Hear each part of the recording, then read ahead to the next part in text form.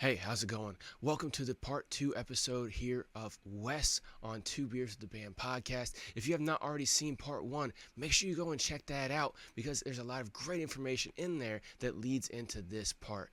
And as always, if you're not already subscribed to Two Beers with the Band podcast, please make sure you subscribe, hit that notification buzzer because we are going to be dropping all episodes in a 2-part format from now on.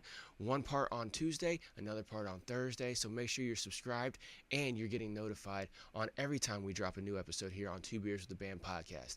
That being said, enjoy part 2 here with Wes on Two Beers with the Band podcast.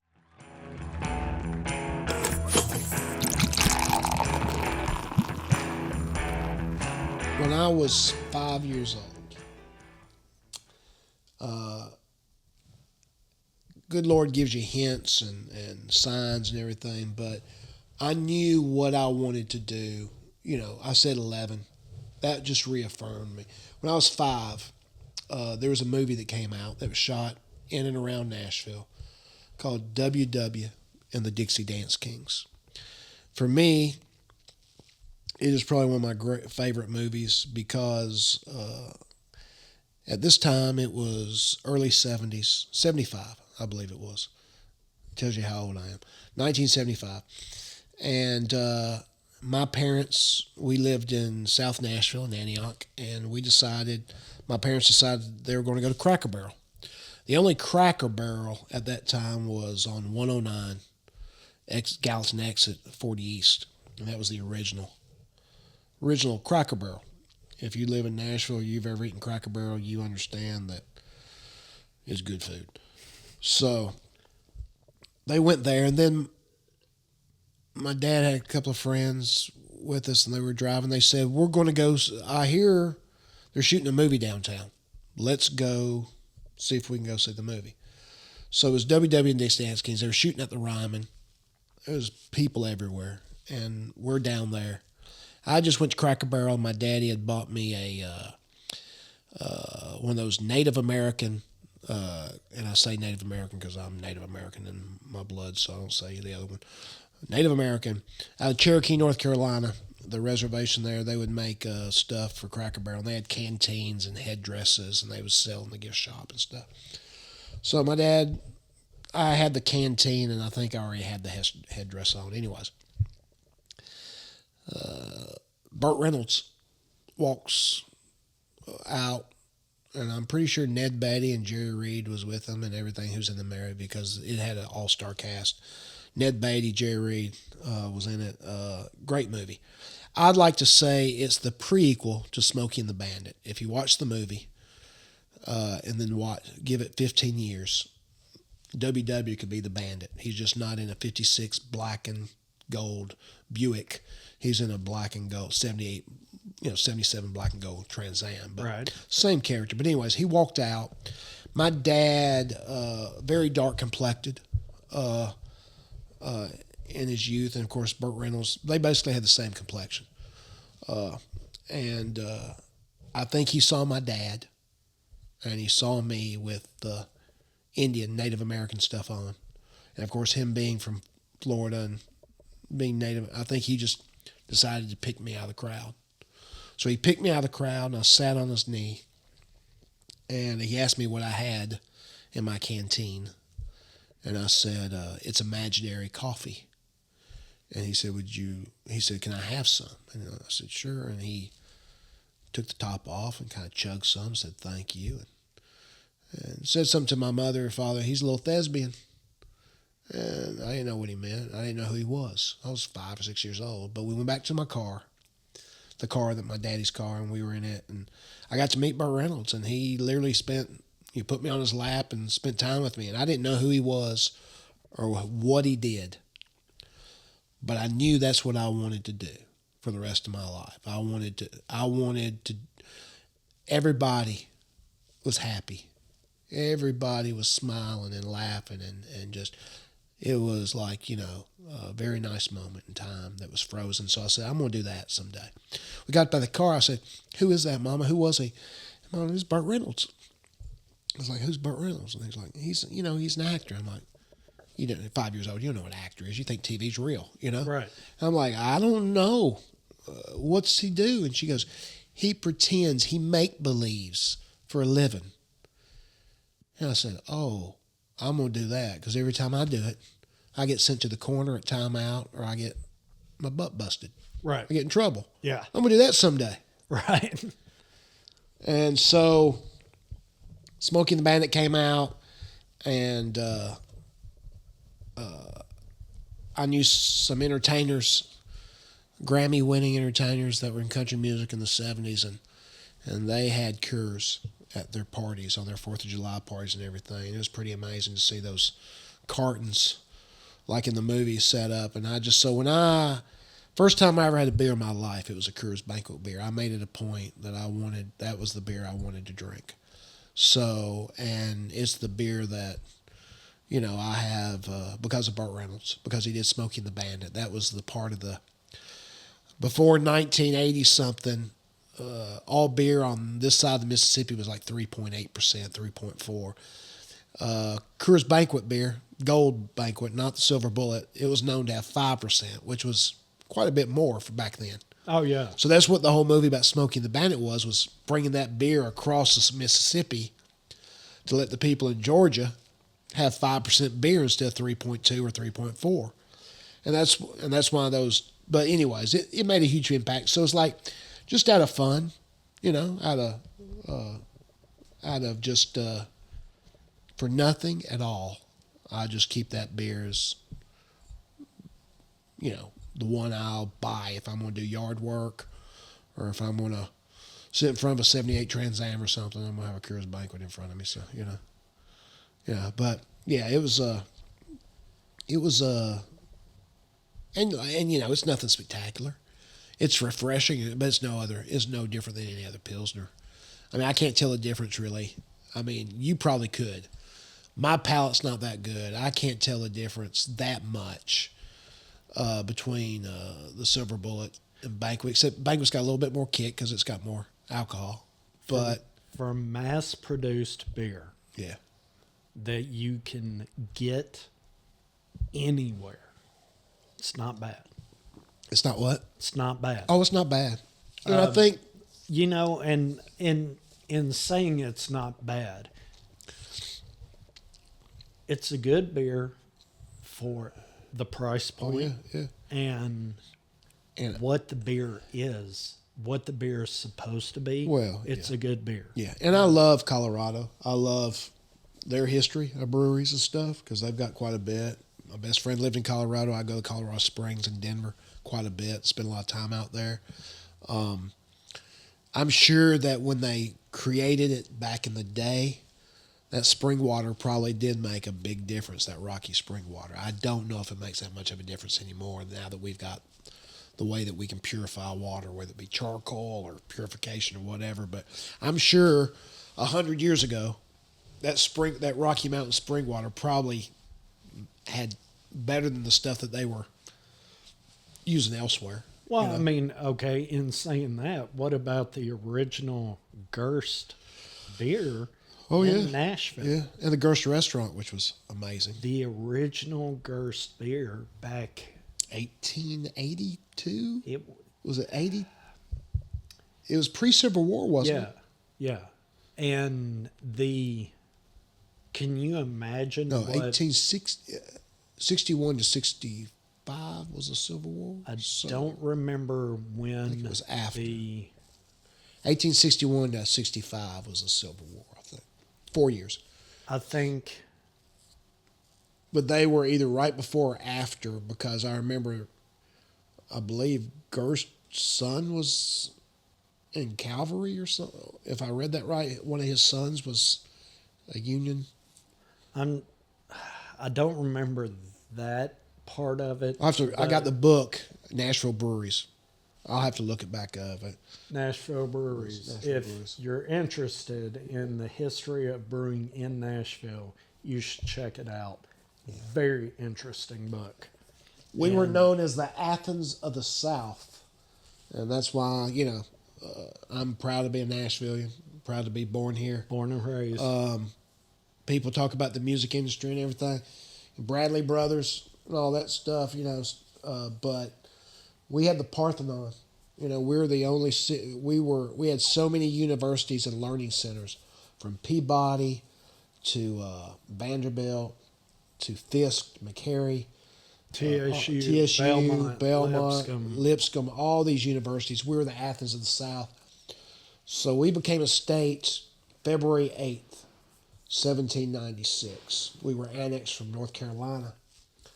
And in our 100-year celebration, they built, farmer let them use the land, which is now Centennial Park, and they built the Parthenon there. They built everything. They had the Hanging Walls of Babel. They had the Pyramid of Giza. They had the Sphinx.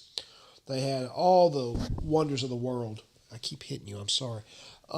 And we, after they tore everything down, we decided to rebuild the Parthenon. Nashville is the only to-scale replica of the Parthenon that's in Greece. And the way that the ancients built that temple, if you come to Nashville, please see the Parthenon.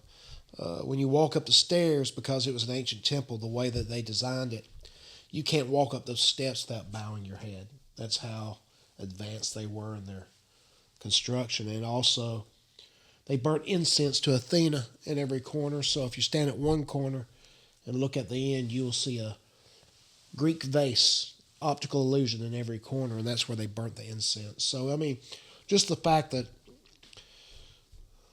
bunch of people from Tennessee could build a ancient sculpture to the T, to the inch, and still standing, it's a beautiful, beautiful testament to our city. It's one of the most things I'm proud of. It's been here over 100 years. About 20 years ago, 25 years ago, time flies, they redid the statue inside of Athena, a local artist, sculpted that and put that together, and it's pretty amazing. They've gotten rid of Music Row.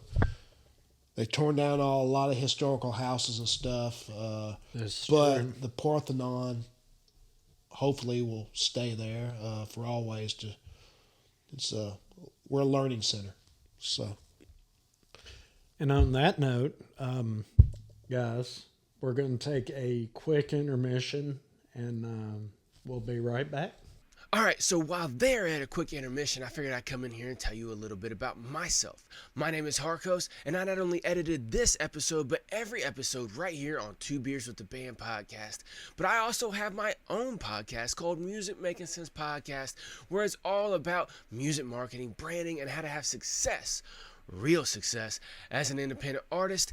Every single week I drop a brand new episode breaking down tips and tricks designed to help independent artists grow and scale their fan base in a real and sustainable way without having to sell out their values in order to be on a major label or anything like that. I show you how to grow your fan base in a real and sustainable way 100% independently. So if you are an independent artist, or you happen to know someone who is an independent artist, make sure you go check out musicmakingsensepod.com, where you can find all the links to every single platform that Music Making Sense Podcast is available. There you can also find every course and service that I have available designed to help independent artists grow and scale in a real sustainable way. So again, musicmakingsensepod.com for all the links to all the platforms for every single episode of Music Making Sense Pod.com, and they're coming back right now. So make sure you go musicmakingsensepod.com and you enjoy the rest of the show. This is great information right here. This dude has a wealth of knowledge. Okay, so all right, see y'all. Have a good one. That's good. I don't know if I could do more than two though. I don't know. Well, it's more than. This is going to be between that and this. But it's going to lean a lot more that direction. Okay. A lot. But yeah. I think, man, if you enjoyed that one and you like this one, I think you'll really like this one. I got friends that would love this. I mean, I've got a buddy of mine. He don't do nothing but like porters and thick. I mean, he spent 3 years in Germany where it's like syrup, and he loves. Oh yeah. You know, he came back from the military, and this is all he drinks now, stuff like this.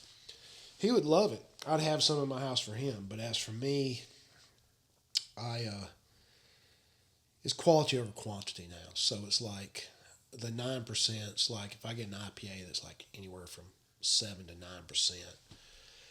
After I drink that beer, my palate's not good. I can't really judge. It's like, I'm already kind of buzzing Yeah. because I don't drink a lot. So Yeah. it's like, when I drink a lot, I'm at home, and I've learned because of my genetic makeup and because I'm very loving and kind, I try to be, and try to make people feel loved and, Yeah.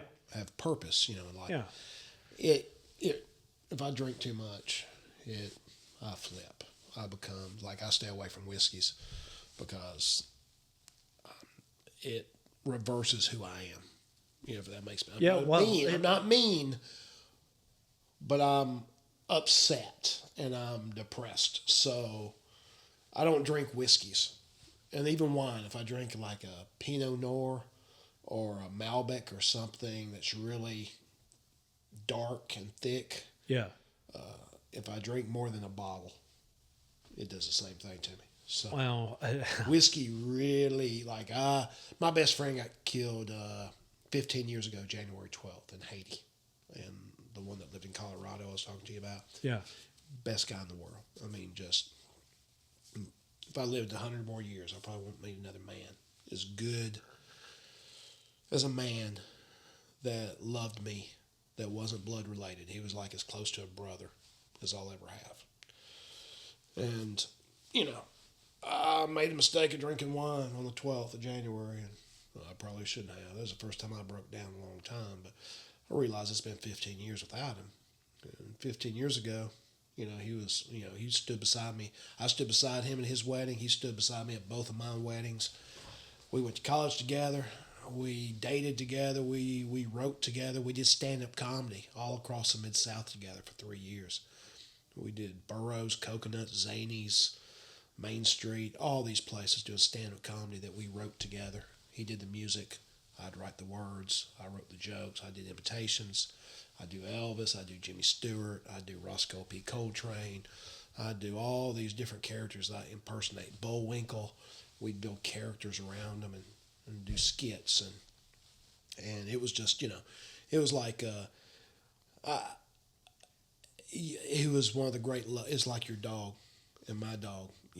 Every now and then you get something in life that you just don't realize. How could I love something this much? Yeah. And he was like that. He was like, how can I love in a straight way? Because I'm straight, and there's nothing wrong if you're gay or anybody's gay. I don't judge anybody. Love's love. But I love that man as much as a man could love another man. He was like my brother. Yeah. And when you lose somebody like that, you're never the same. Even like sometimes you think when you find somebody in your life like that you're always better with them, or when you do a project together, Yeah. and you think to yourself, not just, it bothers me more than I lost him, but it also bothers me. It's like, man, the things I could have done if he was still in my life. To have somebody that believes in you that much and that would help you technically, because he was a technical genius. So anybody that helped you technically, whether it be in a sound studio or behind the camera, he was a genius. He did things with college, MTSU TV. He did things with the equipment that the professors didn't know he'd do. We did a skit called Die Easy instead of Die Hard.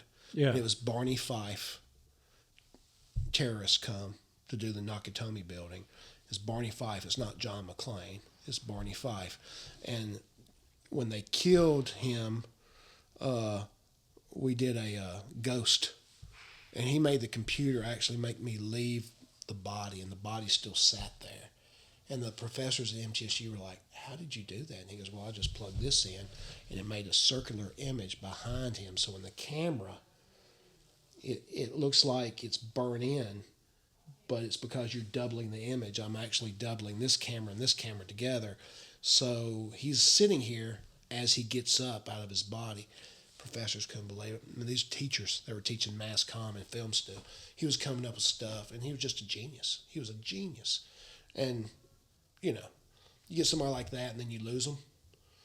I mean, not that I based my career on him or anything. He had his own career, but it's like that's what I'm saying. Without he was like my Quincy Jones, or he was my you know. Anytime you have somebody that guides you and leads you, that always knows no matter what you try or learn, they always know a little bit more. You know. But they're gonna pull you, Yeah, make you along better. and say, Yeah. you know what, Yeah.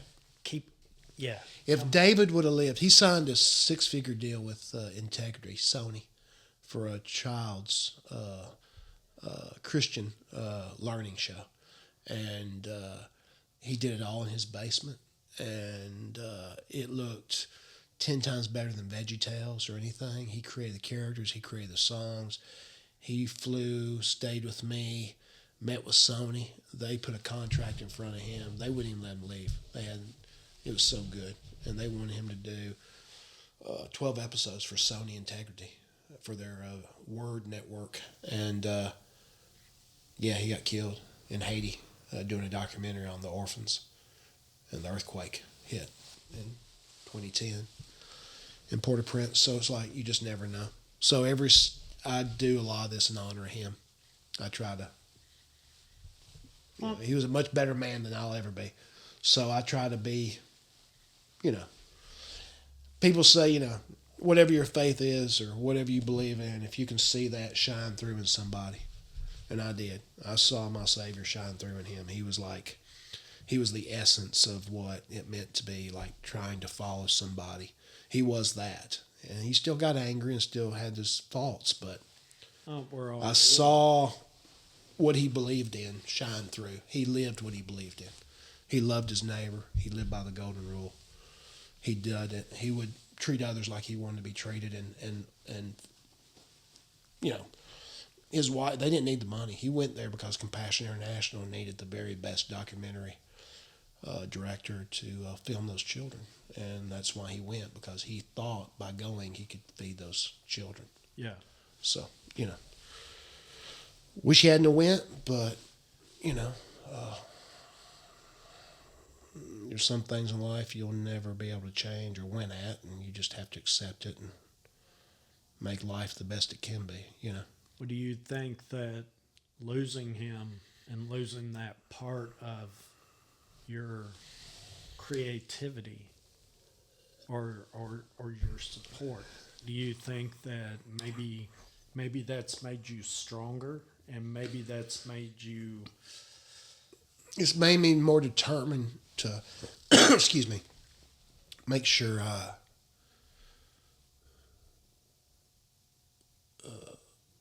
fulfill? when I do what I do, make sure it's genuine and honest. That's the main thing. You do it for the reason you're doing it. You're not doing it for money. You're not doing it for fame. You're doing it because you love other human beings. You're trying to cheer them up. You're trying to make a good day. You're trying to make a hospital visit, something that you're trying to make your show the very best you can, so people that come and forget all their bills or their losses or the things that are never going to change can be entertained and have joy for just a few moments. For a couple of hours of songs, they can sing along and forget that they might cut the water off. We might not be able to afford groceries. A lot of these places we play, there's the cover charge. It's not much, and so like I said earlier, some of it always goes to charity. No matter, my part always goes to charity.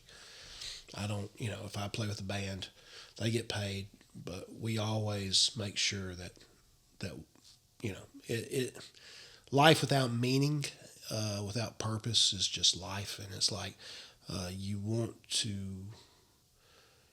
A lot of us are never going to be Elon Musk or Einstein or Henry Ford.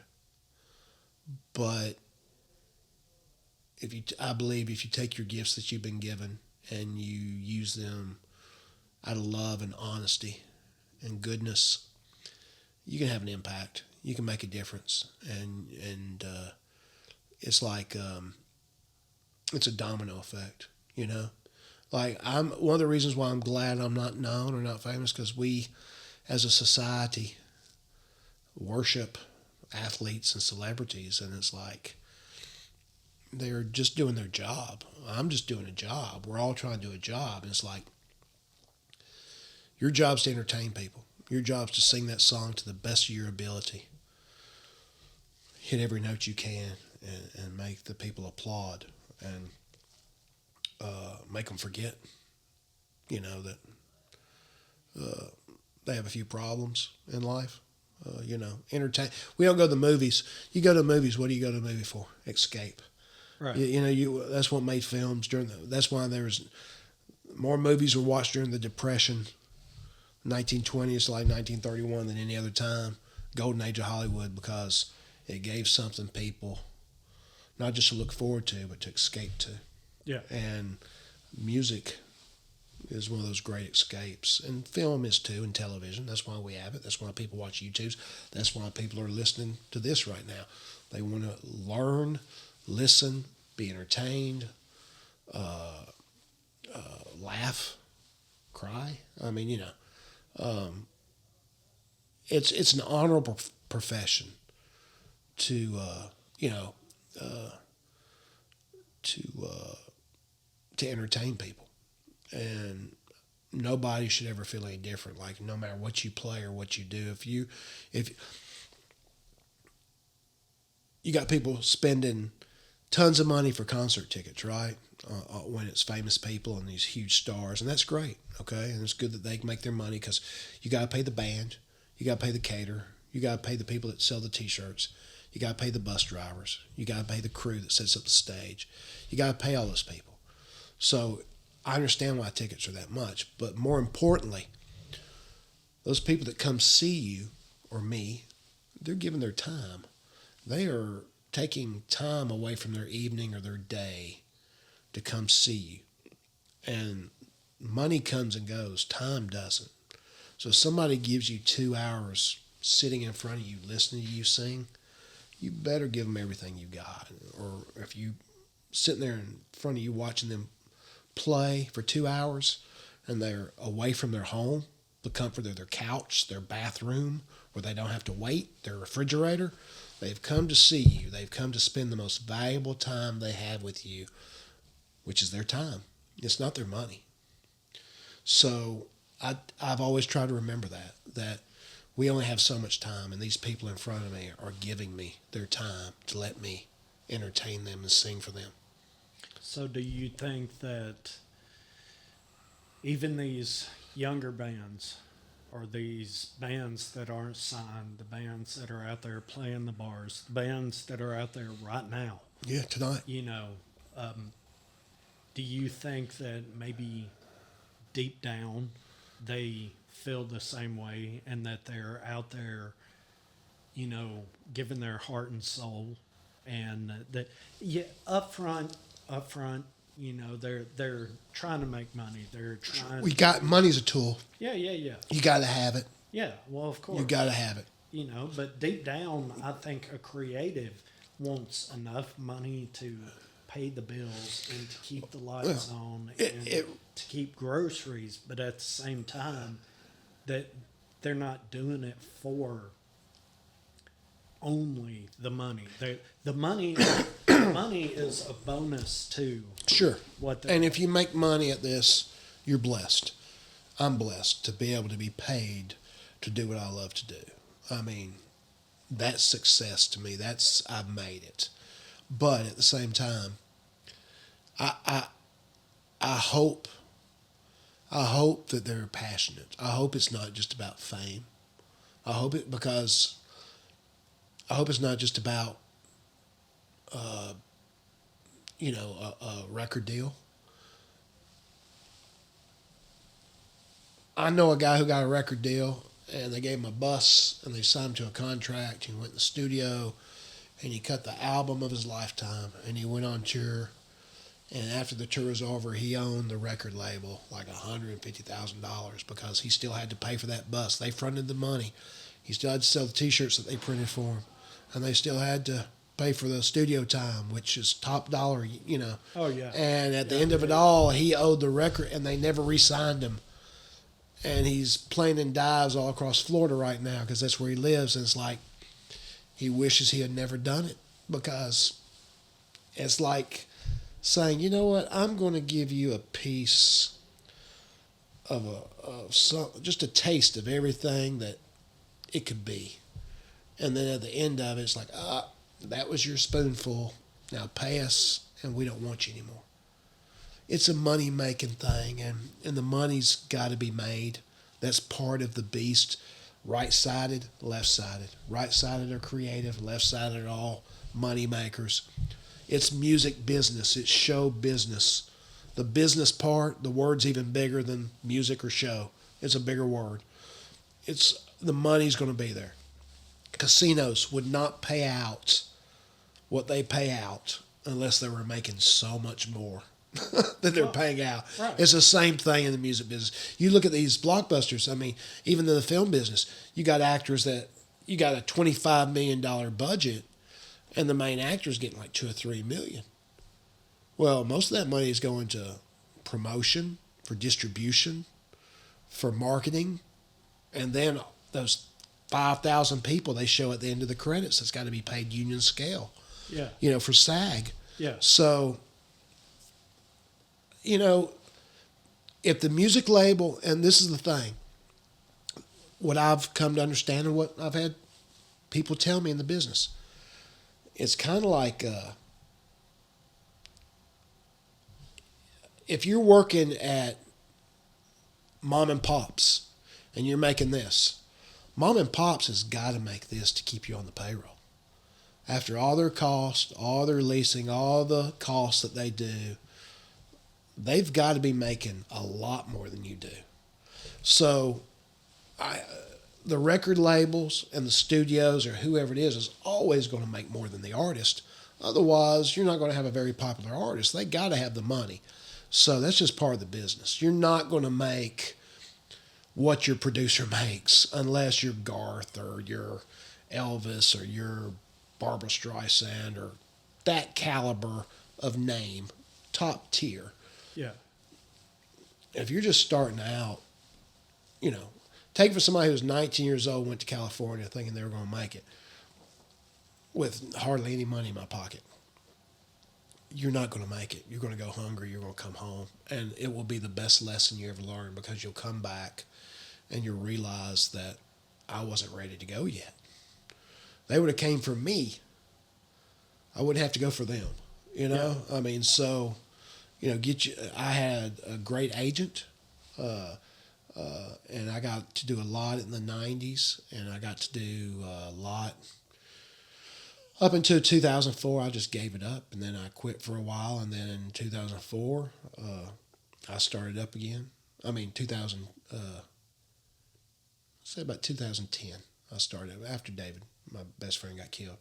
That gave me the motivation to do it again. The last conversation we had was, he said, you need to do that. That's what you need to do. Hung up with the gentleman, never talked to him again. Last thing he told me is like, you need to do Elvis. You did it all through college. It was great. You won some contests. All you basically got to do is just, and back then I had jet black hair.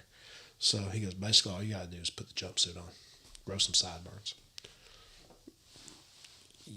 You're a Southern boy. You love your mama. You love comic books. You love dogs. You had hot rods and dirt bikes growing up. You lived on a farm.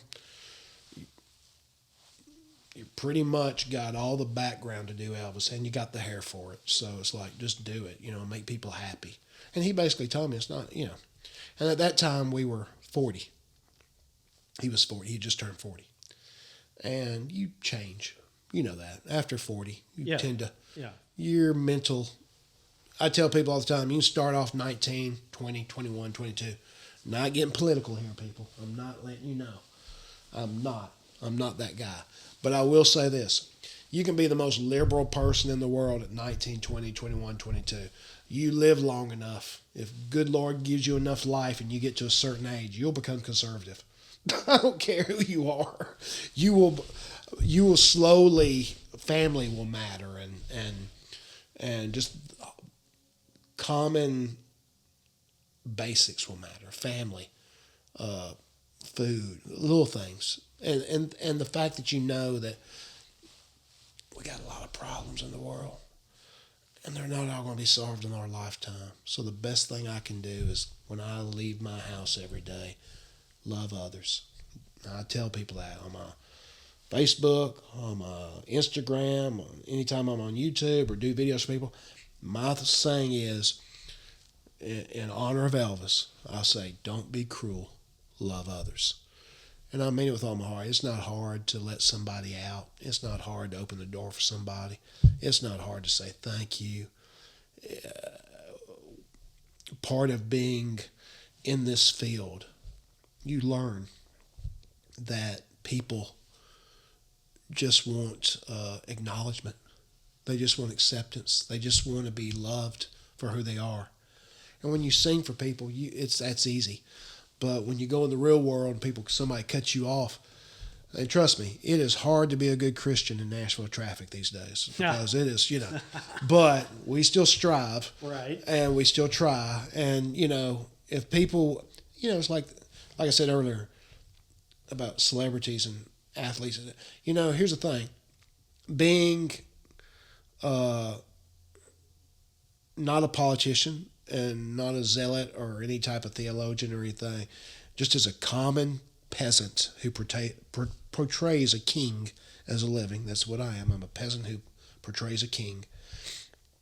I've learned that if we knew our neighbors, if we knew the people who waited on us at the restaurants we go to and at the bank, wherever we go, if somebody has service, because we're in a job of service as human beings.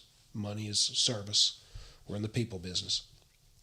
If we knew our names of our neighbors and the people that waited on us, brought us our food, stuff like that, the world wouldn't be in as bad shape as it is. We know our celebrities. We know their stats. We know our athletes. But we don't know people who live 3 houses down from us anymore. And I grew up in an area where, you grew up in an area like this too. You drive down the street, everybody waved. If we had dinner bells, and the dinner bell wasn't for supper most of the time, it was. But if you heard that bell ring out in the country, neighbors would come from as far as they could hear because they knew there was trouble. We almost burned our house down in 1977. And my next door, my dad didn't know what to do. He's trying to get the hose out. My neighbor ran next door and started ringing the dinner bell. And within 15 minutes, we had 30 cars and trucks in our field, and they were bucket to bucket trying to put the fire out. I mean, all from that dinner bell. People used to care about other people. People used to value and not condemn somebody for their thoughts or their actions as long as it was good and it wasn't harmful to others. We lived in a time where, we were proud of our nation and proud of our hometown and our, the school you went to. And I think a lot of it is because the technology has taken us so far. We've taken 10 steps forward because we can find out what's happening on the other side of the world, but you still don't know what's happening 3 houses down from your house. We can find out what's happening in Ukraine and Russia, Jerusalem, Jordan, Syria, but you don't know what's happening 3 houses down. Are they going hungry? Can they pay their bills? Are their children sick? Nobody cares anymore about each other. And I think that's where music and entertainers, and if you're anywhere where you're center stage and you can make an impact with somebody, say positive things, say beautiful things, love others. I mean, live by,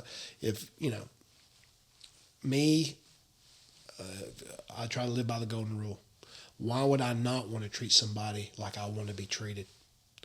I mean, it just makes sense. So it's like, I know it's Southern upbringing, but at the same time, it still works. If you treat others like you want to be treated and live by the golden rule, we wouldn't have all the problems we had. And it's like, it's not just in the entertainment industry, because you hear the horror stories about neglect and, especially now with everything going on in the news with certain stars, hip-hop stars and stuff, and producers. It's like, if you wouldn't have that. So in a nutshell, you see how I take my core myself Yeah. and try to be genuine Well, And do you think try. that makes you a better entertainer? Or I'm not trying to be a better entertainer. I'm trying to be a better human being. And I think if I try to be a better human being, then the entertainment will be right there with me. Because I believe at a core of who we are, we shine through when we're at our best, when we're pure, when we think good, honest thoughts, when we try to share ourselves with our craft with other people. I know it sounds crazy, but I think that if you're doing it for all the right reasons, people are going to feel that. Whether you gave your best performance or not doesn't matter. They're going to feel who you are. Elvis wasn't always the best, but people loved him because they knew he was genuine, and that's who they were. And there's other artists that's been like that. Conway Twitty was like that. Johnny Cash was like that. People knew that, yes, these men have flaws, but at the core of it, they're good men, and they're trying to give themselves to the audience and entertain them. And they have no political obligation. They're not trying to sell anything. They're not trying to get you to vote here, that, worship this or worship. They just want to entertain you and share their craft with you. That's all they were trying to do. I think entertainment's gotten away from that. Everybody's got a platform now. Everybody's got a charity or something they're trying to promote. Just sing, for God's sake. Sing for people. That's what your gift is. You want to go into politics? Quit touring, go into politics. If you want to become a religious zealot and head a religious organization, but people want to, we as a human race have always been wanting to be entertained. Go back to ancient Rome, the Colosseum, give them the games, keep them entertained, that's, and the funny thing is, I don't know. I have a great love for this country. I have a great love for my state and my hometown. And I believe in the human being. I believe that we are better than we are bad. Otherwise, we wouldn't still be here. We'd all killed ourselves. I think we as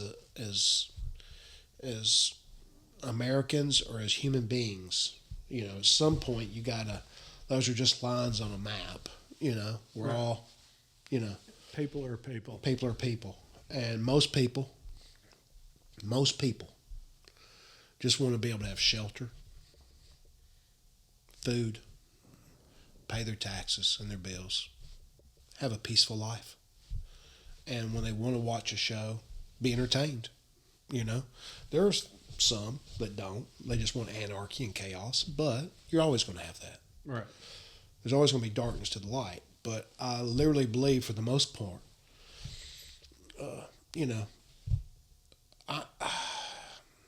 it's like everything. Not long ago, everything had its place and it stayed in its place. And now, if you look at news is more like entertainment. It's not news anymore. It's opinions. It's not. There are no Walter Cronkites anymore. You watch one station, you'll get their viewpoint and their opinion. You watch another station, you'll get their viewpoint and opinion. It's whichever opinion you like who you're going to watch. That's why you got the two big ones. Local news, I think, should be more about crime that's happening and stuff like that. Give you information, what's going on.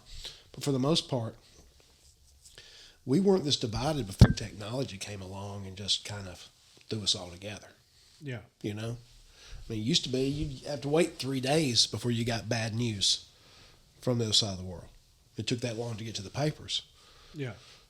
Now people, know exactly what's happening as soon as it happens. And I don't know. I just, we went from the dark ages to 2001 in no time, if you think about it. Because I grew up with one joystick, one push button. Yeah. Look at it now. You got headsets. Not in my lifetime. Put a cartridge in, one button, one joystick. Now look where we're at. Car phone, 1988.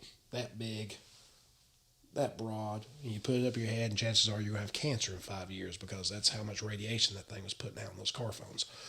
Now we got them everywhere, and you can get anything you want. So I don't know.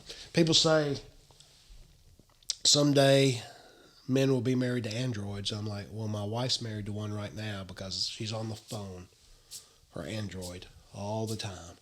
I'm sitting here across and she's just on her phone. She spends more attention on the phone than me. So, anything you want at a click away. It's just kind of, cheapened everything. Well, do you feel that It's like back in the day, you sang. If you couldn't sing, you were screwed. Now they got a box you trust me, I've heard people sing that I thought could sing, and they can't sing. They just run. Live is never going to be the same.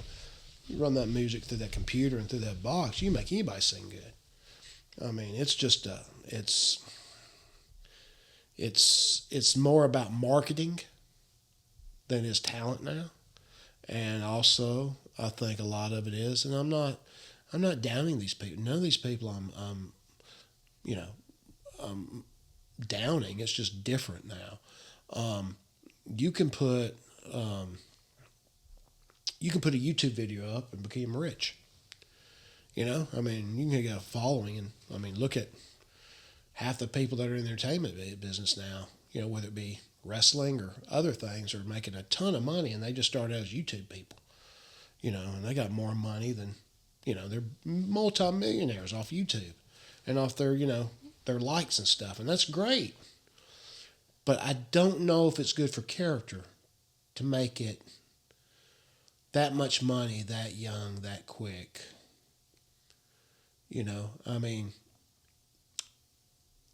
Well, it's different now because of technology. Like you say, where somebody can take a cell phone and they can film themselves for 3 minutes, 5 minutes, 6 minutes every day doing whatever it is, be it cooking, testing makeup, opening a toy, and that's child, or those are all gifts too. Right.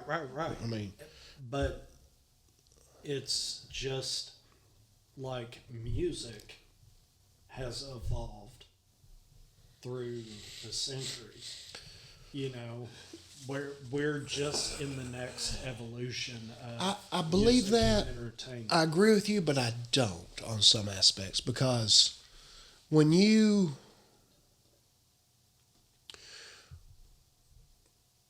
Mozart or Beethoven or Strauss or Paganini on his violin they played that instrument, and it was live. There was no recording back then, so one take. That's it. You're in front of the King of France, one take.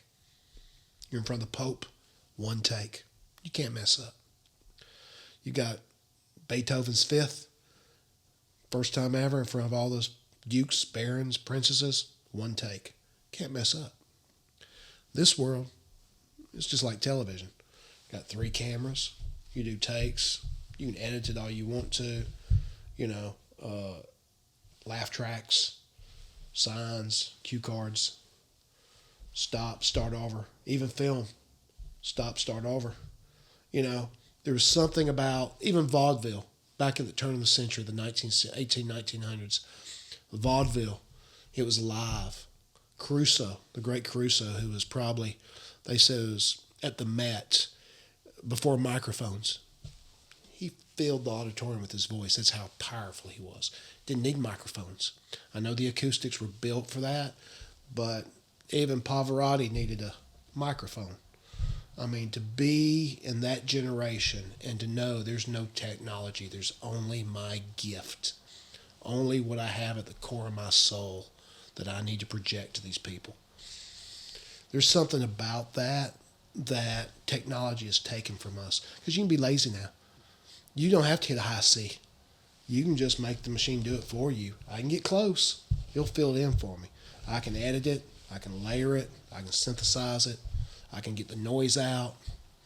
I can do all these things with this technology now. And then you hear him sing live, and you're like, oh my God, what happened?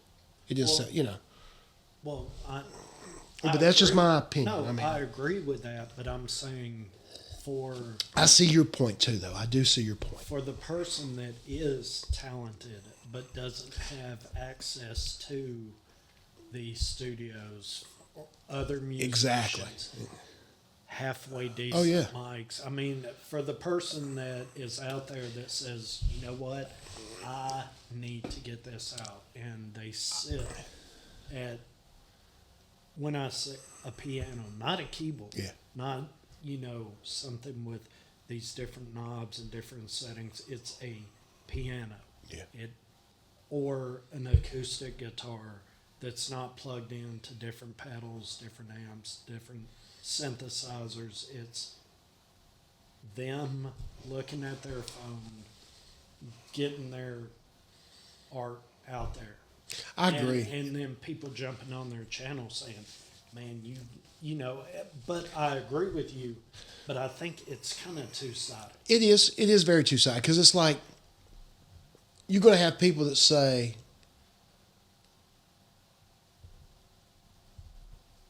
what I say, which would be a very few because it's a generational thing. And then you're going to have the new generation that says, yeah, I get it. They've got a platform now that I didn't have when I was in my 20s. They have a platform now I didn't have in my 30s. They have studios. I love YouTube. I'm on YouTube more than I am on any other station or network or org or anything. I'm on YouTube every day, every night. I've learned how to fix things and break things on YouTube. I've learned. And I've got the people I follow, and I've got I'll be honest, there are people I donate Patreon to, and I make sure that they get paid every month because I respect the message. And these are like good vibes, unity message, people that are trying to do what I do. I believe in their cause, which is loving others. That's the only agenda I have, is to get as many people to love each other as humanly possible. It's the only way I believe we're all going to get along. Love each other. Do you think your music is your platform to No. further? No, I don't think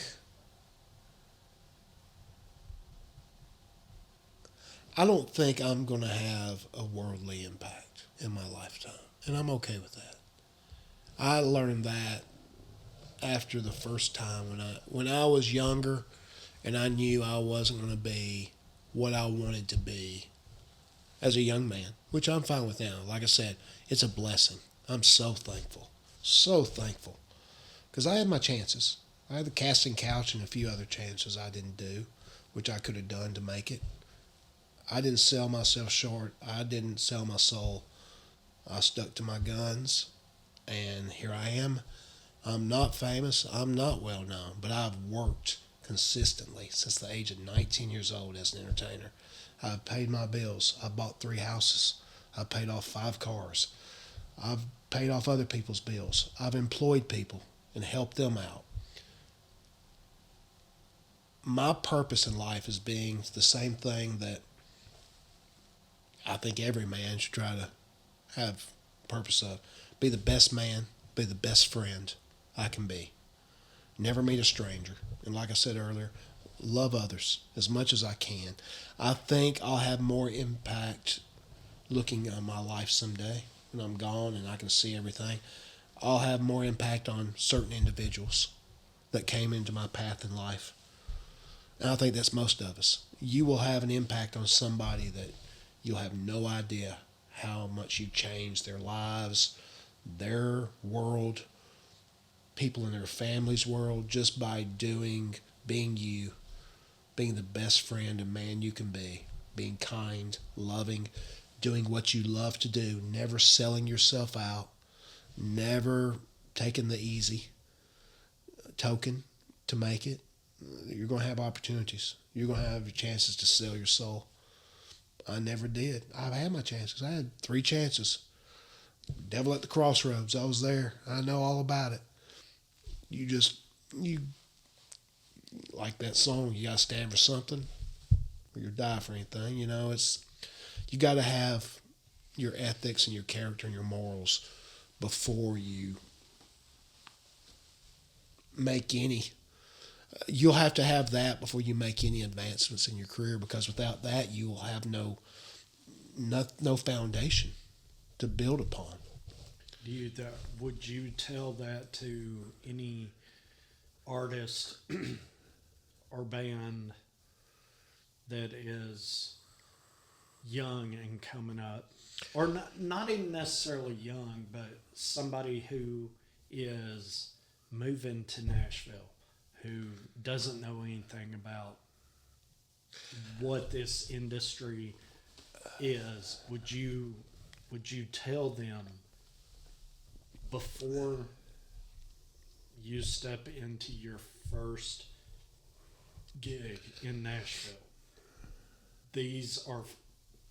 what are 5 things you would tell somebody? No, what are 2 things you would tell somebody who is fixing to enter the music business? Not necessarily Nashville, not somebody who is fixing to enter music entertainment. What are 2 things you would tell them? You need these 2 things to be fulfilled when you step away from what you're stepping into.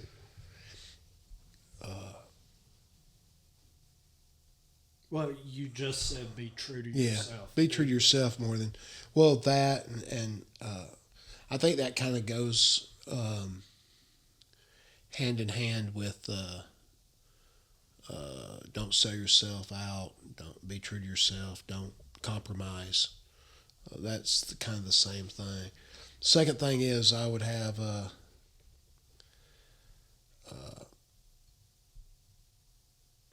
believe in yourself, believe in the gifts that you've been given, but at no time, no matter how much success you get, or any clout, I guess you would say, in the industry, you're just always keep this in mind. You're no better. No matter how big you get, if you get successful, you're no better than anybody. You stay humble. The people in the audience that come to see you, they're the reason you have a career. Make sure that you let them know you appreciate them. Let them know that you're giving them everything that you can to entertain them and give them their money's worth. And don't lie to them. They'll know if you're faking or if you're being genuine. They hold the money. They hold your career, and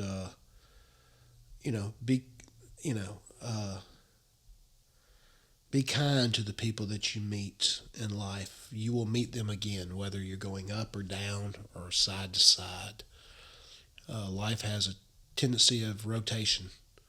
The people you meet at the beginning, you'll also meet at the end of your career or the next stepping stone, because your career will adapt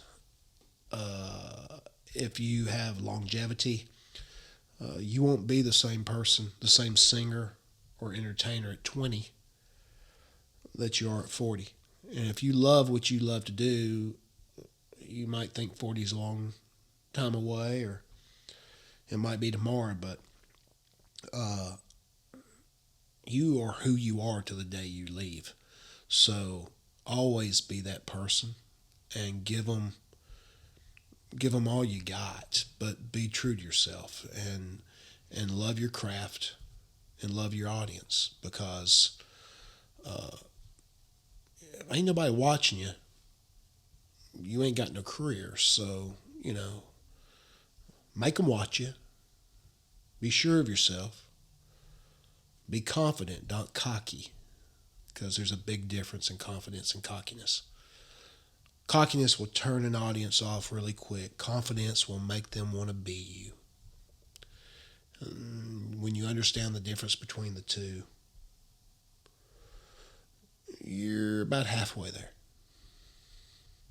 Ooh, okay. You're about halfway there. I like that. So, You'll be the very best at the very end of your life because you've had your whole life to practice. You're never going to be, if you're a painter, Van Gogh painted the best right at the end. Hemingway wrote the best at the very end. You'll always be the best before you, so that's something to look forward to. Because it's not all about physical. Your gifts will, if you can't sing anymore, they'll go into something else.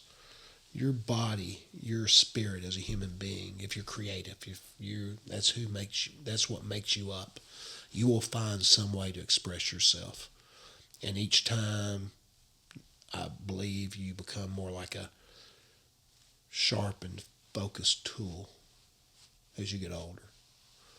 You don't have the energy. It's not about quality. It's not about quantity as much as quality. If you're like Tom Jones, and I saw him in Vegas at 70-something years old, you don't know how long he gave that audience. He didn't have to do those. He could have just came. They still threw the knickers up on the stage for him, the panties and everything, yeah. They're still going to do it. He's still Tom Jones. He's still Sir Tom Jones.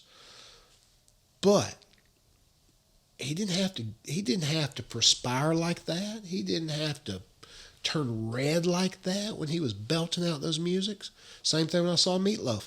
He didn't have to do that. You're a musician with that much clout at the end of your career. The music label's going to push money on you. The sponsors, all the people that's going to do that, I believe, are going to throw money at you because they know they're going to make more money. They didn't have to do that. They already paid in advance. They did that because it mattered so much to them. That's who they are. They're not going to get up there and fail, whether it be at an MGM or the Ryman or whatever. It's not just a payday.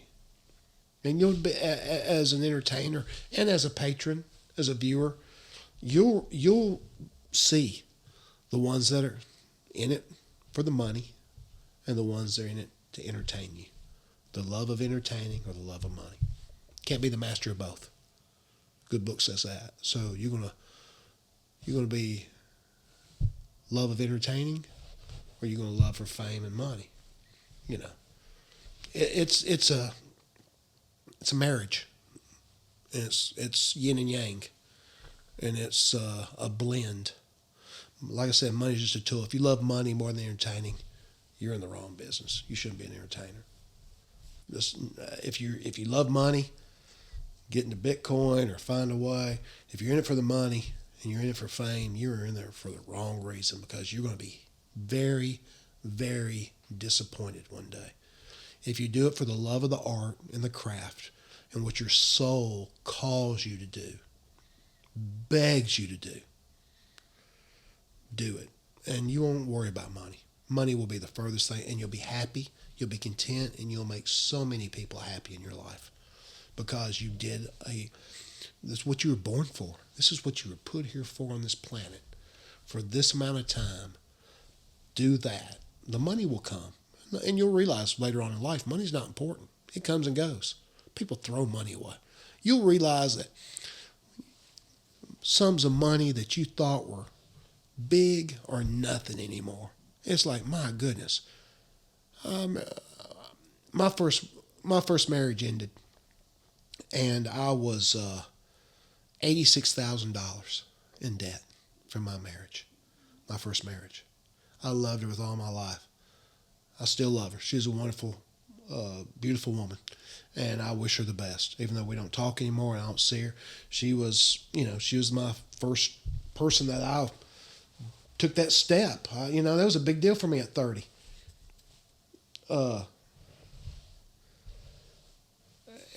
It's never easy. It's never easy. And when you devote your life to something, whether it be a career or a marriage, or you can't half-ass it. You can't. Because guess who's going to pay at the end of the day? You are. You are.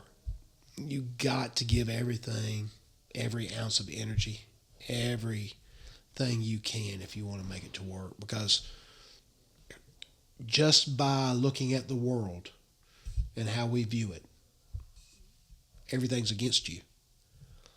If you even get 15 minutes of fame, it might be 6 minutes, not even 15 minutes.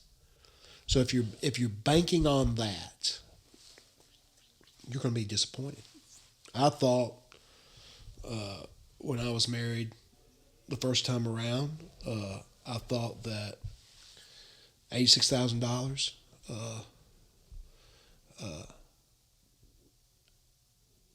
I thought I was going to be dead before I could pay it off. I thought there's no way in 1998 I'm going to pay off $86,000 in debt. That was probably like $175 now with the way the prices are, the cost of living. I didn't make that kind of money. I did videos and I had some residuals coming in from some commercials that I had done for, I think, Hewlett Packard and a dog food commercial. I had some residuals from gigs that I got through my agent that were nationwide commercials that I was getting paid for. But nothing. I mean, we're talking $30 checks every week for maybe 2 years. Nothing like what I needed. So I look back now. If I'd given up, if I'd quit, it would have been for nothing. I thought $86,000 was a lot of money back then. It's a lot of money. Even today, it's a lot of money. But then you see people, and you see people what they make, and you realize that $86,000 I was looking at like it was like $50 million, because that's where mentally I was. I was defeated, Yeah. And I paid that $86,000 off. I had a 7-year bank note, paying $836 a month, because I borrowed the money to pay that money back. I paid it off in 3 years, not 7. So there's always a light at the end of the tunnel. I know sometimes it looks like a train, but it's the light at the end of the tunnel. I quit then, and I realized now, looking back, I should never quit. That's the one time I should have pushed through and kept on. I didn't. Those are the best years of my life for stamina, endurance, not having to go to bed, not having to even work out, just keep the waistline off, eat whatever you want to. 31, 32 years old. You can eat Twinkies all night, still have a six-pack, Yeah. I've traded my six-pack in for a keg now. Yeah, mine's Yeah. So in that direction. you just, don't quit, I guess. And guys, I know I'm mumbling a lot, but if I can give anybody anything, I've been blessed to entertain people, and I'm getting close to being old soon. And I've learned that if you treat yourself, love your craft, entertain, always do it for the reason why you started.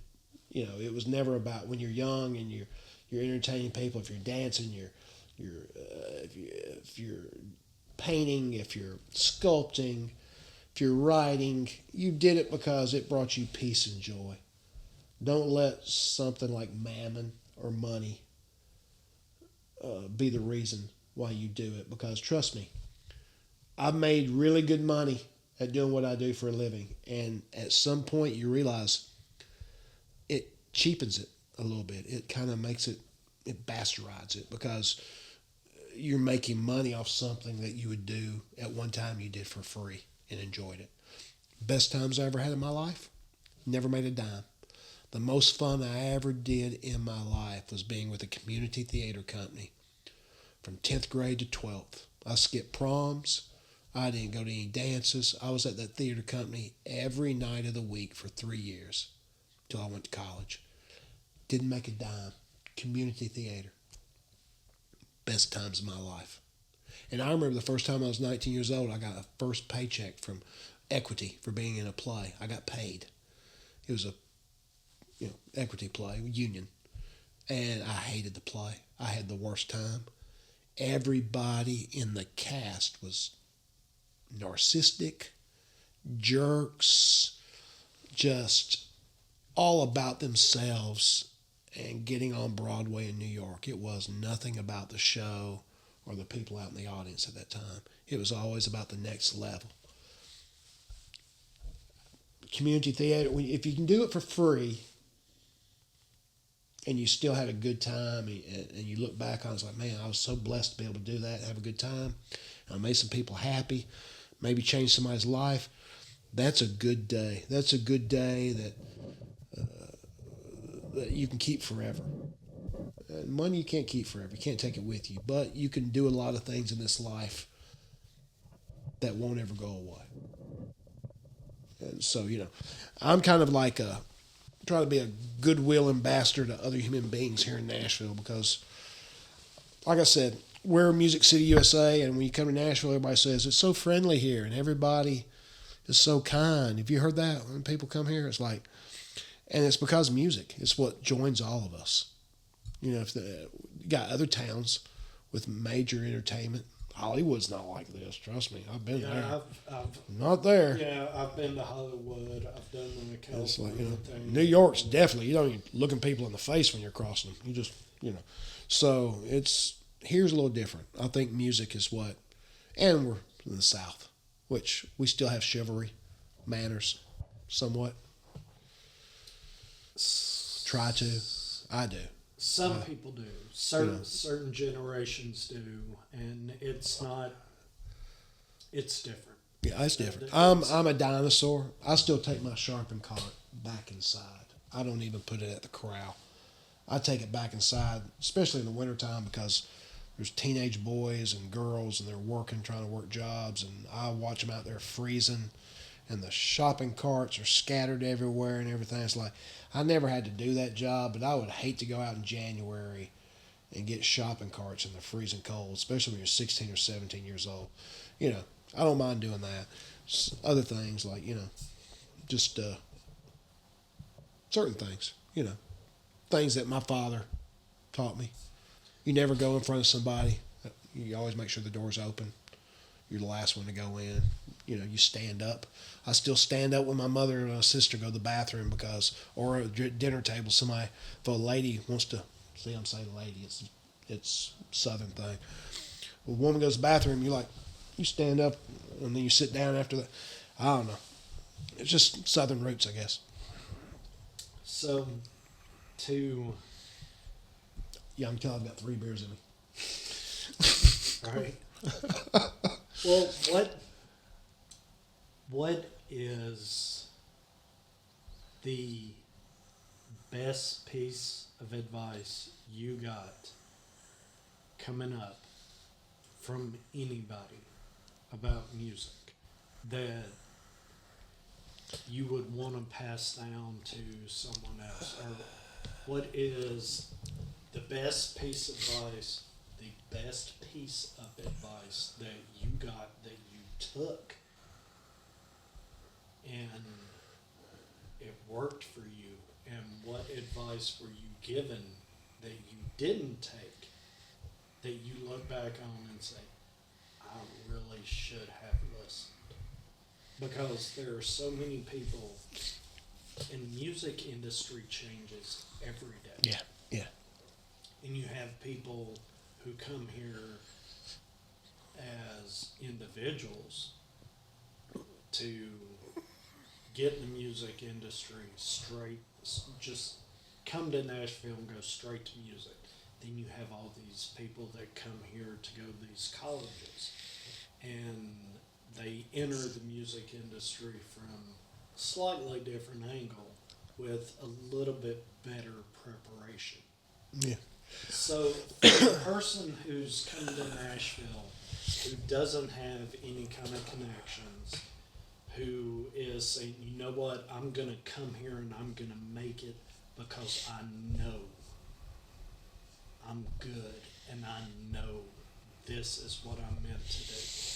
What piece of advice would you give that person? Because things are not as shiny. No, all that glitters ain't gold. Yeah, Dan Seals song, good song. I can only speak as a performer. If you're in the technical part of it, editing, uh, sound editing and engineering. I think there's is it SAC on. That might be. There's a music school right there off of Music Row. Used to be. I'm not sure. I mean, those people are so far technical. I just as an artist, I can't speak for those people that Well, just do that side. Purely as But as if you're an entertainer and you want to be a singer and you want to come to Nashville, my suggestion is a lot of the places now within downtown area, it's a pay to play thing, and a lot of those people on Broadway and stuff are part of the musicians union. You're not, unless you're Carrie Underwood or somebody that has pipes like that. It's going to be hard for you. I would do surrounding areas, college towns. There's Cookeville, Tennessee Tech. There's Murfreesboro, MTSU. There's the Basement. There's Main Street. There are the Borough up there. Cookeville has places. There are a lot of venues to come here and try to play your music, and you don't have to be down on Broadway. And chances are, like I said, unless you're just one in a million, you're not going to go in there and get a gig, full-time gig, like some of those people do. A lot of those people, it took them a long time to get those gigs and stuff. And it's like any other business in life, and this is just the way it is. It's not what you know, it's who you know. So be kind to the people who own the bars, the venues. Be kind to the clientele, because they will follow you if they like your music. If you're at one place and you let them know in 2 weeks I'm going to be at this place, chances are if they liked you, they're going to come see you. If not that time, the next time they'll be back and see you here there again. So, have your tip jar out. Let them know that tips are appreciated, but not necessary. Be true to your art form.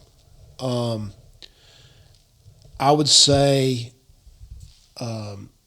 dedicate yourself to your craft. Practice as much as possible, because practice does make perfect. And as good as you get, none of us are really perfect. So just be the very best performer, entertainer you can be. And don't look 10 years down the road. That's my mistake. I was looking 10, 15 years down the line, and I should have been looking at tomorrow. When people were telling me things, I was looking long distance, long time effects. I didn't realize it could be, it helps daily to listen to what your body and what others tell you. Yeah. Some of the best advice I was ever told is get you a weekly gig somewhere. And I did. And that was the best advice I got, because when you do a set for 5 years, the same over and over every week, you pretty much have perfected that set. You can do it. Like if somebody called you up and said, I need 12 songs, 12-song show. You got those 12 that you've done, at your show. Now, of course, during that time period, you're going to have people have requests and everything else that you're going to do. But you're going to have about 12 to 15 songs in your bag that you have perfected that you can sing, belt out, or whatever. It's just they're in you. They're there. Always have that. The worst advice I ever heard was to go to New York or Chicago or Miami, or looking back now, when I left when I was 19 for a little while and traveled, I should have stayed in Nashville. I was loud enough. I was powerful enough that somebody, Gary Morris, uh, Gary Morris was powerful enough. Waylon had a powerful voice, very powerful. Uh, all the entertainers that I loved and looked up to had powerful voices. And they were singing their songs. And of course, they were all legends, but very strong vocal performances. And I listened to a guy that was a producer for a TV show and told me it's not the Grand Ole Opry, it's not the Grand Ole Opera, it's the Grand Ole Opry. You need to be a New Yorker. And I listened to him. I should have stuck it out. And I think that's the one time which I would have. Most of the time in my life, I listened to people, and it was good. But I realize now they didn't know what to do with my vocal ability on that show because it was Randy Travis time, and it was it was early '90s, so they had no idea. I'm singing like trying to be Roy Orbison or Meatloaf or something, and they just didn't get it. But they didn't let Elvis sing at the Opry. They kicked him off. So it's like, it's the one thing I can relate to with Elvis because he came to audition for the Opry and they're like, this ain't, And they basically told me the same thing. They're like, this ain't the opera, it's the Opry. We ain't got no place for that kind of singing. It's a beautiful voice and you got strength, like power beyond anything I've heard, but this ain't the town for it. And, Well, so, Nashville will never, at this point, say this ain't the town for it anymore. well, if you live long enough and you persevere, your time will come. I mean, you got to understand, I was a child born here. We didn't have a symphony center. Oh, We had no. yeah. So now, Yeah. people that had the same dreams I had have a stage to sing opera or Broadway shows on. I didn't have that at 19, 20 years old. There was the Nashville Network and cable access television. Yeah. And that was it. Yeah. And, but if you live long enough and you can persevere and not lose your mind, they'll eventually if you live long enough, they'll give you a stage you can sing to in any town. Like, now I don't know if they'll ever ask me to sing there. I doubt it. They don't know who I am. I used to deliver there when I drove a truck. They knew me there. FedEx, back in there, make my deliveries. And I literally got on stage one time and sang. It was empty. Empty. I sang something. What did I sing? I sang Bring Him Home from Les Mis. I sang that. And nobody came in. Nobody heard me. I got my FedEx truck and drove off. And then the next time I went there, I got to see Elvis's guitar player, Mr. James Burton, play there. And I got to see Brian May play guitar live 3 hours from the stage with James Burton, which is one of the greatest guitar players ever. He was Ricky Nelson's guitarist. He was actually on the Ozzie and Harriet. He'd be playing with Ricky Nelson on TV, and Elvis stole him from Ricky Nelson because people don't realize Elvis was not the first heartthrob in America. He was not the first teenage idol. That goes to Ricky Nelson. Ricky Nelson was the most loved teenager of the 50s, and now Ozzie inherited. And I got to meet one of his sons, the Nelsons. You ever heard of them? Gunner? Yeah. I got to meet his son as a FedEx driver because, Elvis delivered packages out of Memphis, and I got to do that too out of FedEx. So we had that in common. So, but yeah, I got to talk to him, and I said, your dad was amazing. My daddy loved Ricky Nelson, and I got to grow up on him. But I got to see Brian May get off a plane, get on the stage, and he's not only a rocket scientist, which he is, literally. You knew that about Brian May. He works for NASA. He went to MIT. He's a genius, and he, played guitar for one of the greatest vocalists of the 20th century, Freddie Mercury. So, watch him play guitar like that, dumbfounded. And he was standing exactly where I was singing, and I said, okay, my singing wasn't anything. Watch him play the guitar like that 5 years before I was singing up there, hitting high C's. I said, man, I ain't doing nothing compared to that guy. So, it humbles you. You realize that no matter how good you think you are, there's always going to be somebody comes along and you're like, oh, God. Well, of course. And I think that is probably one of the driving forces for a true creative, for someone who says, you know what, I'm going to uproot my life and I'm going to put everything I have into my art. And then when you do get slapped back or you do get humbled, you can sit there and kind of step back and say, I can either walk away from this and say, you know what, I can't do that, or, okay, I'm going to aspire to be at that point where someone else looks at me and says, that person just, it's a Randy Travis song. No, I'm sorry, Travis Tritt song. I don't know if you're Travis Tritt. Oh, yeah. The song where, he's talking about getting the guitar.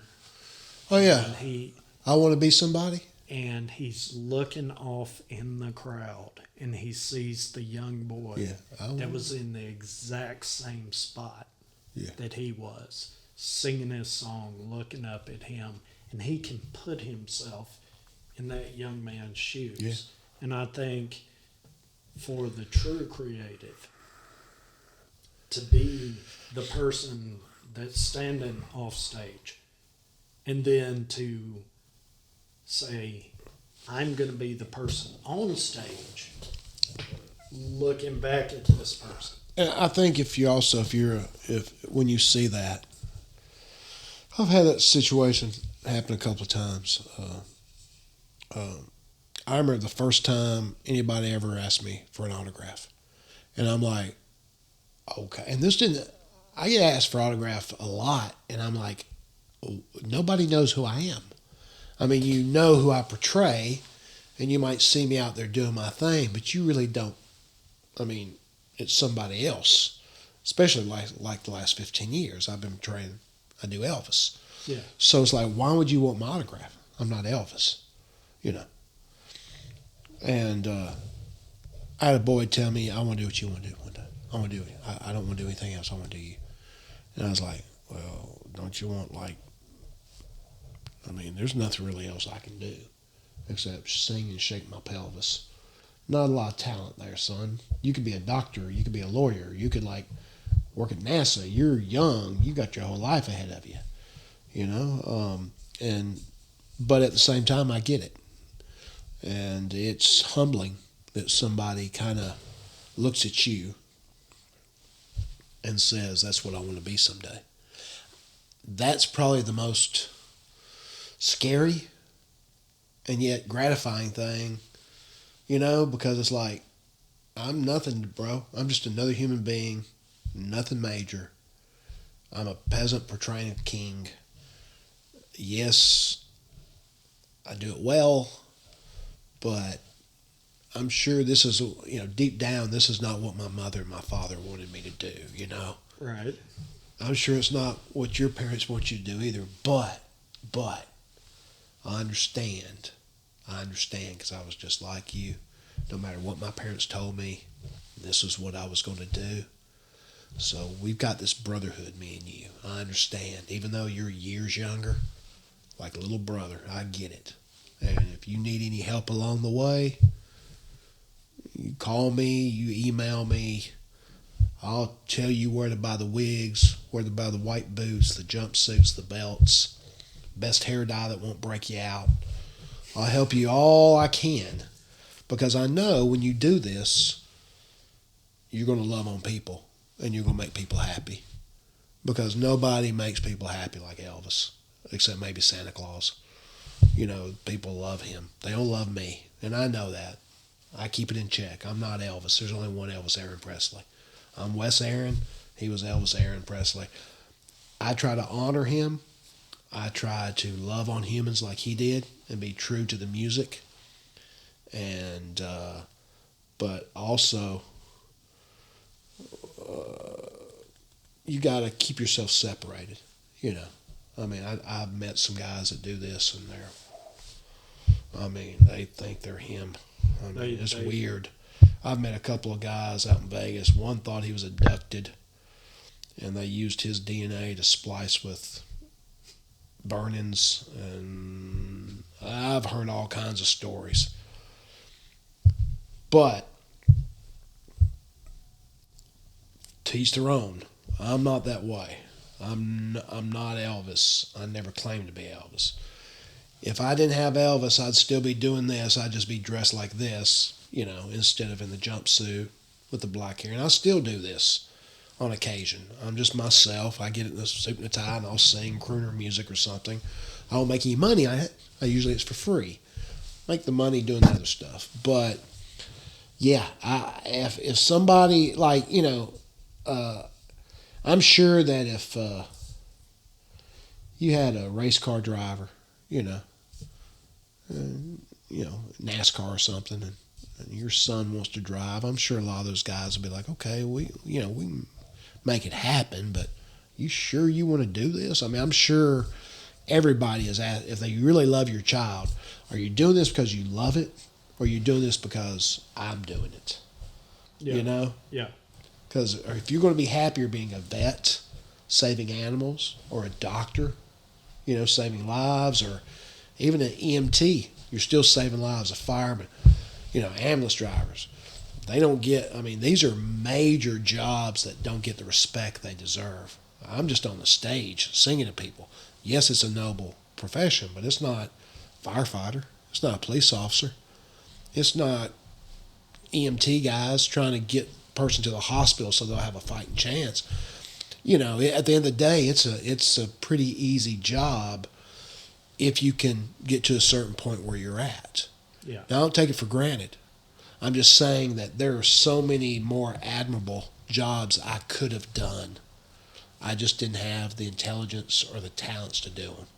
God kind of just, this is all you are, Wesley. You entertain people, make people laugh. You're the jester. You're the fool of the court. I've made you a fool. Go entertain. And I'm okay with that. I'm thankful for it. All right. And we need to go ahead and wrap this episode up. I just ramble, guys. I ramble. I don't have anybody to talk to. Well, you can talk to me. You can talk to the crowd. I'm sure they enjoyed it. I hope. Well, I hope each of you guys enjoyed it. And please, live your dreams. Life's short. Love others. Don't be cruel. So, where can people go find your music? Where can people find it? Put your social media out there. Well, I'm a local artist. Nashville, Tennessee, Music City, USA. I am on Instagram. I'm under Wes Aaron 1969. And on Facebook, there's a page called Wes Aaron. You can also check me out on the Rhinestone Wedding Chapel website, which I'm there weekly. I will be Elvis tomorrow, marrying a young couple out of town that's flying to Nashville to get married, spend their honeymoon, and blessed to do it. But yeah, got some shows coming up, and I'll let Chris know, and also on my social media if we do the King's Slice of Meatloaf sometime here, probably in the fall of this year.